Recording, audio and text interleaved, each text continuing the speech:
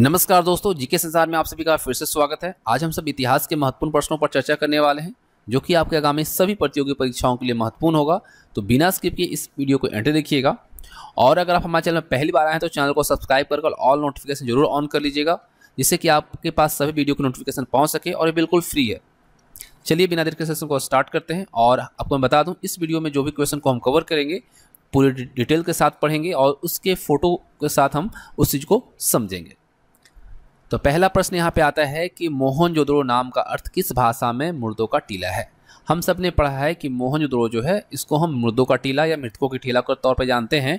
तो आखिर मुर्दों का टीला जो है या मृतकों का टीला जो है वह किस भाषा में है? हिंदी, उर्दू, फारसी या सिंधी? अगर आप इस प्रश्न का उत्तर जानते हैं तो कमेंट बॉक्स में अपने उत्तर को लिख सकते हैं। तो इस प्रश्न का सही उत्तर होगा सिंधी। मोहनजोदड़ो नाम का अर्थ मुर्दों का जो टीला है वो सिंधी भाषा में है। ठीक है, इससे जुड़े कुछ डिटेल्स को हम देख लेते हैं। हम लोगों ने भी देखा कि सिंधी भाषा में मोहनजोदड़ो का अर्थ जो है मुर्दों का टीला है। हड़प्पा और मोहनजोदड़ो हड़प्पा सभ्यता के सबसे महत्वपूर्ण नगर माने जाते हैं। और हड़प्पा और मोहनजोदड़ो जो है ये जुआ राजधानी नगर भी कहलाते हैं। यह नगर वर्तमान में पाकिस्तान के सिंधु नदी के किनारे स्थित है। अगर हम इसकी खुदाई की बात करें, उत्खनन की बात करें, तो इसका उत्खनन राखलदास बनर्जी के द्वारा 1922 ईस्वी में जॉन मार्शल के निर्देशन में किया गया था। तो दो चीज़ को याद रखिएगा, हड़प्पा की जो उत्खनन करता है वो कौन है? राखलदास बनर्जी। कब करवाया था? 1922 में। और किसके निर्देशन में? जॉन मार्शल के निर्देशन में। ठीक है, एक चीज़ और यहाँ है, जुआ राजधानी नगर किसे कहा जाता है? हड़प्पा और मोहनजोदड़ो को। प्रश्न संख्या 2 है, वेदों का कौन सा अंग जटिल शब्दों के अर्थ एवं व्याख्या के लिए प्रसिद्ध है? कल्प, छंद, व्याकरण या निरुक्त? अगर आप इस प्रश्न का उत्तर जानते हैं तो कमेंट में लिखिए। वेदों का कौन सा अंग जटिल शब्दों के अर्थ एवं व्याख्या के लिए प्रसिद्ध है? तो इस प्रश्न का सही उत्तर होगा निरुक्त। क्या होगा? निरुक्त। देखिए, वेदों के अंग को हम क्या कहते हैं? वेदांग कहते हैं। वेदों के अंग को क्या कहा जाता है? वेदांग कहा जाता है। और वेदांगों की संख्या कितनी है? 6 है। कौन कौन सी? शिक्षा, व्याकरण, निरुक्त, छंद, ज्योतिष और कल्प। क्लियर? और वेदों का अंग जो है निरुक्त जटिल शब्दों के अर्थ एवं व्याख्या के लिए प्रसिद्ध है।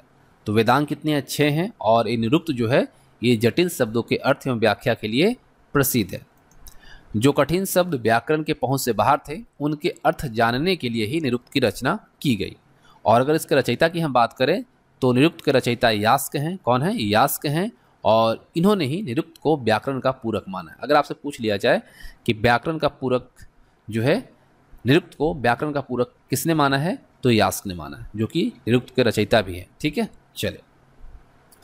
प्रश्न संख्या 3 है, साहित्य कृति रत्नावली किसकी कृति है?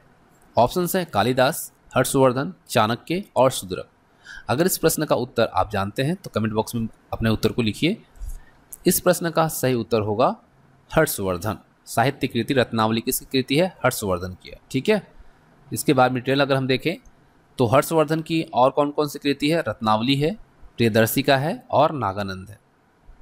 वहीं अगर हम बात करें कालिदास की तो मेघदूतम है, कुमार संभवम है और ऋतु संहार है। शूद्रक की मृच्छकटिकम है और चाणक्य की अर्थशास्त्र है। आप चाहे तो इसका स्क्रीनशॉट ले सकते हैं। अगला प्रश्न है, प्राचीन भारतीय कानूनी दस्तावेज मनुस्मृति किस भाषा में लिखा गया था? हिंदी, उर्दू, संस्कृत या तमिल? देखिए, प्राचीन भारतीय कानूनी दस्तावेज जो मनुस्मृति है वह किस भाषा में लिखा गया था? तो ये लिखा गया है आपका कौन सी भाषा में? संस्कृत में।